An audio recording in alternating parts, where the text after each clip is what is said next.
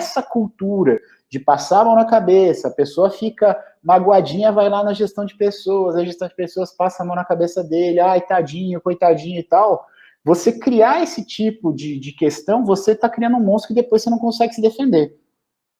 A gente sempre fala, né, na consultoria, que dragão você mata no ninho, né? Dragão é lagartixinha, você vai lá, quebra o pescocinho dele, resolve o problema, tá morto. Agora, se você deixa o dragão crescer, ele vai se alimentando, ele vira um dragão gigantesco, você tem escudo, espada, cavalo, e muitas vezes não consegue resolver. Tá? Muitas vezes, às vezes até com consultoria você tem dificuldade, então tem que trocar várias peças, chaves e tal, e mesmo assim tem dificuldade de resolver.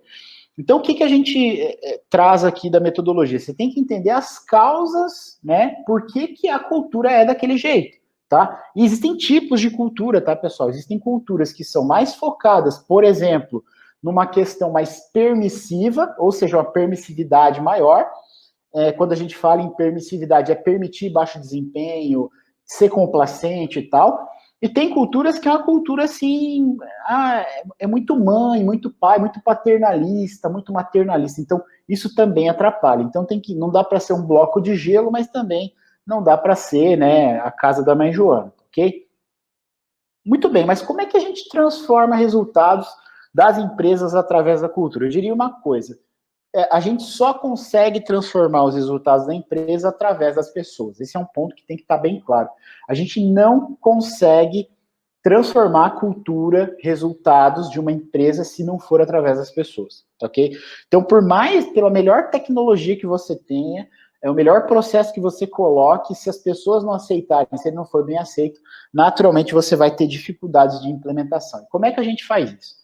A gente colocou esse arquétipo aqui, essa pirâmide, falando a respeito de como é que a gente consegue mudar a cultura organizacional.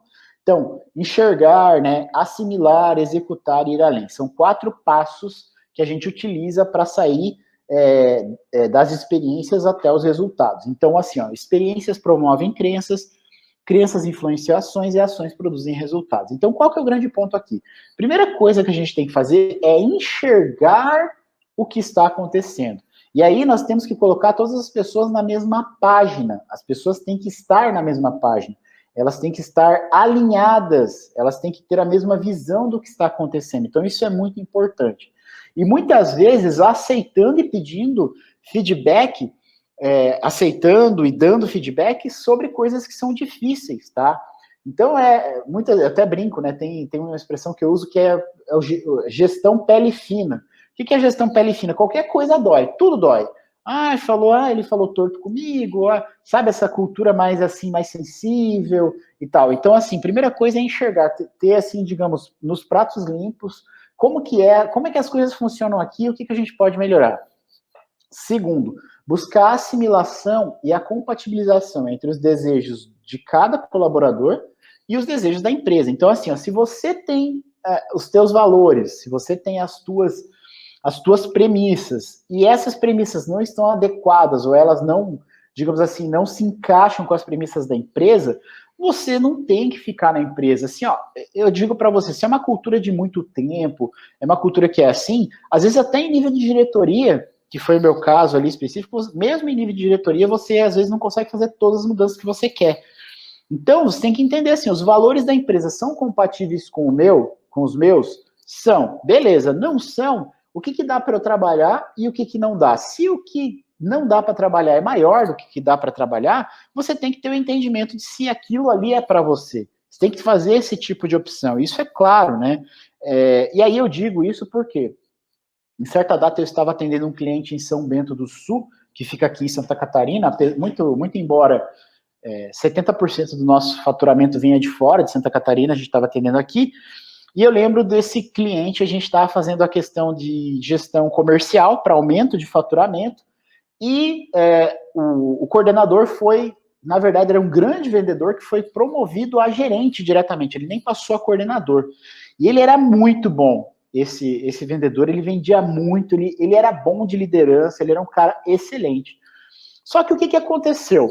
Quando ele virou gerente, os resultados da empresa e de vendas começaram a cair. E até os resultados que ele já fazia, ele não conseguia atingir. E aí a gente fazendo um diagnóstico ali para entender o que estava acontecendo, o que a gente percebeu? A empresa, ela tinha várias coisas que ela fazia que não iam de acordo com a idoneidade do gerente de vendas. Então, o que eu quero dizer? Então, ela fazia meia... Não estou falando que está certo ou está errado. Por lei, não está certo. Né? Mas era o mercado que acabava fazendo esse tipo de coisa. Né? E aí eles faziam meia nota, eles faziam várias coisas que a gente estava tentando mudar em função de compliance, bloco K e tal. E esse gerente, eu me recordo, né, quando ele virou gerente, ele odiava fazer esse tipo de coisa. Tanto que boa parte, 90% dos vendedores dele, era até assustador, ele não tolerava, ele vendia menos, mas não seguia esse caminho. Existia uma pressão da diretoria para que ele vendesse mais, fosse de qualquer jeito. Né? E aí os resultados começaram a cair. Então, existe uma incompatibilidade entre os valores do gerente e os valores da empresa.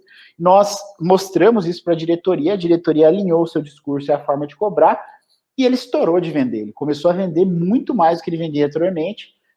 Mesmo sendo gerente, ele ainda tinha a carteira dele, ele foi fazendo essa transição, e aí ele conseguiu assumir, então, a equipe de vendas e sendo uma grande referência. Então, essa questão da assimilação é você ter esse alinhamento com a cultura, e nem sempre é possível, pessoal. Por exemplo, tem projetos que eu passo na minha vida que eu rezo para ir embora. Por exemplo, eu passo 4, 5, 6 meses, a gente tenta, né, fortemente mudar algumas coisas e não muda. Então, assim, ó, não, vamos entregar, nós temos que entregar a máxima qualidade, né, no que nós nos propomos, mas ficar cuidando de coisas que não são do escopo nós não faremos, porque isso é responsabilidade da diretoria, da gerência, e a gente vai passar para quem de fato é o responsável por isso.